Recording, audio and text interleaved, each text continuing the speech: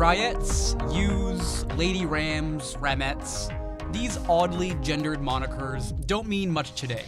But if you were a female athlete at Ryerson in decades past, chances are you would have been forced to play under one of these rather unintimidating names. If you can't help but feel that calling a female athlete a Ryette is a tad bit sexist, you wouldn't be wrong. And Ryerson Athletics has something of a history of being sexist towards women in sport. Today, men and women teams at Ryerson play under the same Rams name. But that doesn't mean a culture of sexism doesn't persist at the university and elsewhere. Eye-opener reporter Maggie Macintosh delved into the historic sexism propagated by Ryerson's athletics department, tracing the issue from its roots into the present day. After combing through archived documents and speaking to active Ryerson athletes, Maggie joins us today to discuss her findings. Welcome, Maggie. Thanks for having me, Michael. Of course. Let's start at the beginning. When did women's teams first start competing at Ryerson, and what names did they go by? Yeah, so Ryerson was founded as the Institute of Technology as opposed to a university back in 1948. And so a couple of years afterwards, or when the university started, I guess, they started creating yearbooks. And so that's where I got a lot of the information through my research. And in these yearbooks, it doesn't say exactly when the women's teams began, but it was somewhere around 1950, and that's when the first women's team was formed. And that was the Ryettes. And the Ryettes were a basketball team. Okay. Yeah. And, going through these archived documents, these yearbooks, how were the Ryettes portrayed?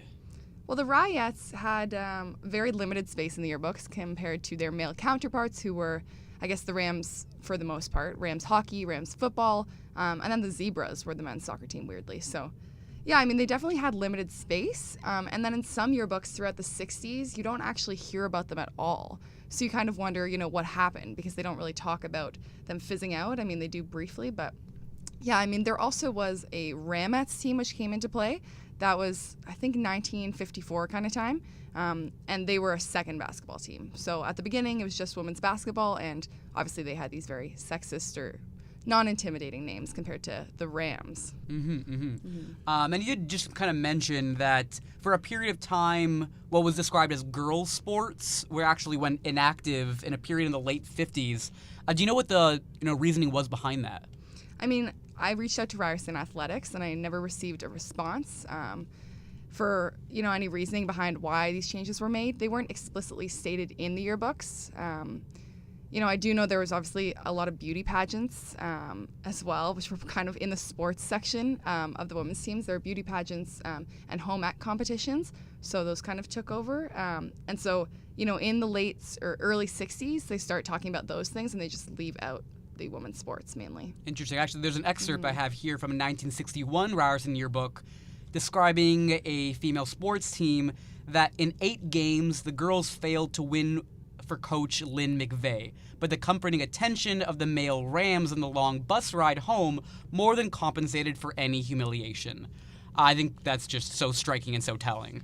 Yeah, there are a couple comments like that. My editor and I were thinking, wow, like they actually printed this. This was there for people to see. It's there for us to see years later, right? So it's interesting how blatant the sexism really was. And into the 70s, things did change. I know, at least the Ramettes transformed into the Ewes.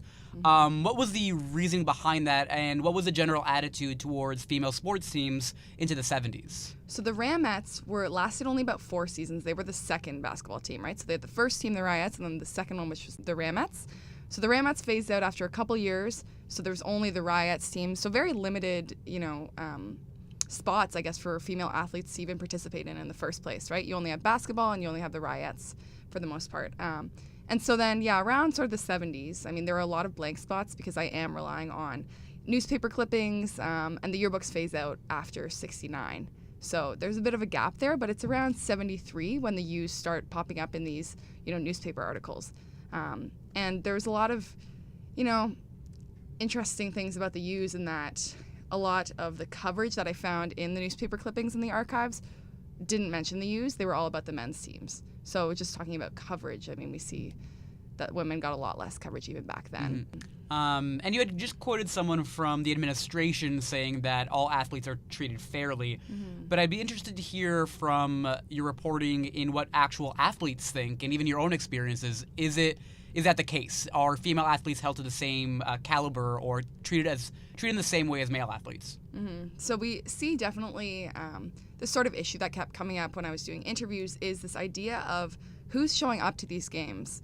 And what games, right? So we see that the women's teams often play before the men's teams.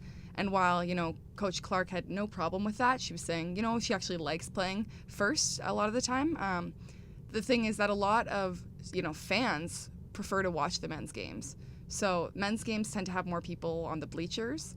So that is sort of, still a little bit of sexism, I guess, for viewers and for us, right, as a community who's coming out to these games. Also for viewership in terms of watching on TV. And so this isn't really Ryerson related, right? Going off a little bit more broadly. But, men's games tend to get more viewership, and that's just kind of the way it's been. Yeah. And you yourself, you're a journalism student and athlete as well. How do you find that women are portrayed when it comes to sports coverage? Well, I think that it's funny because it's curling. It's obviously a very unique sport. And my experience as a competitor in sport, I played volleyball, I played soccer competitively, and I guess growing up, it was more personal that, I felt self-conscious being a stronger, muscular, grade 8 student compared to my male peers or my other female peers because I played rep soccer.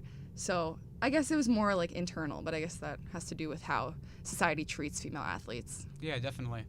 And when it comes to Ryerson, how do the women's and men's teams perform when it comes to winning games or tournaments? Like I know the women's volleyball team just won the, grand tournament. I really don't know what the terminology is. Yeah, so, it's interesting because Coach Clark, who I talked to last week before the women's team won this big event, was saying, like I previously mentioned, she was saying, women's teams and men's teams are treated equally, and they do both have the same opportunities at Ryerson to succeed.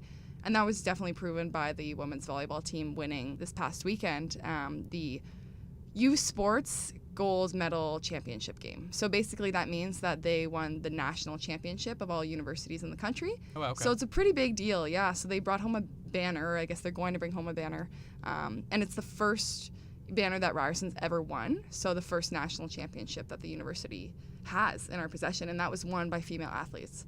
So it's pretty cool. And do you feel like that has gotten enough coverage? Are people talking about that or celebrating that to the same degree that you might think a male team doing the same thing would? I have a lot of friends on the team, so on my news feeds, I've seen a ton of retweeting. I've seen a ton of photos. So I guess that'd be hard to say, but I have seen, the Ryersonian, the Eye Opener, of course, have both covered the event. So, it's hard to tell. I guess we'll have to wait and see in weeks coming, see if people are still talking about this. What about female athletes at other universities? Is the same kind of gendered naming still exist at other places? Yeah, so this was something that I found really interesting because I myself participated in the national championship for the women's curling last year. And the first thing me and my team noticed was this Alberta team, the Alberta Pandas. And we're like, that's kind of weird because we saw that, they were sitting with this guys team and they had different jerseys that said the Alberta Golden Bears. And, I don't know if the Golden Bears is really that much more intimidating, but we were just so shocked that, first of all, it was weird they both had different mascots, but also it's weird because pandas, even though they are actually extremely vicious, people consider pandas to be very cute and friendly and cuddly. Mm-hmm. So, I was kind of looking back on that experience when I was writing this story and thinking, what other sports teams have this sort of divide and why? So I reached out to the University of Alberta Athletics, and they were explaining to me that, the reason for this is historical. But so was the reasoning behind Ryerson's athletics, right? Like we have a history, and yet we've chosen to step away from that and call everyone the Rams. Mm-hmm. So I thought it was kind of interesting. But then also, I guess the most blatant sexist team name that still exists would be Laurentian. And while they are called the Laurentian Voyageurs today, they are known as the Lady Vs and the Vs.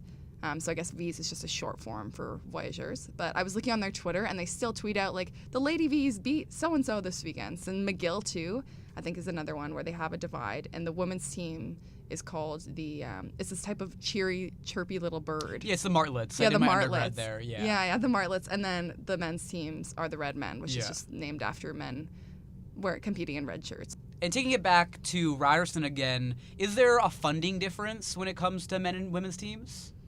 Not that I know of. Like I said, Coach Carly Clark was telling me that the men's team and the women's team are funded very equally. And I think from my experience, I know that all of the varsity teams, so that would be volleyball, hockey, soccer, and basketball, they all have a ton of support. They all get a bunch of jerseys, lots of training time in the gym, and they all get equally funded. They get their buses, and they do exhibition games in BC, and they get flown out and that kind of stuff. Okay. Actually, speaking about the gym, I would be interested to hear your thoughts on kind of Ryerson Athletics as a larger organization outside of just sports specifically. Mm-hmm. I know the RAC does women's hour and stuff like that.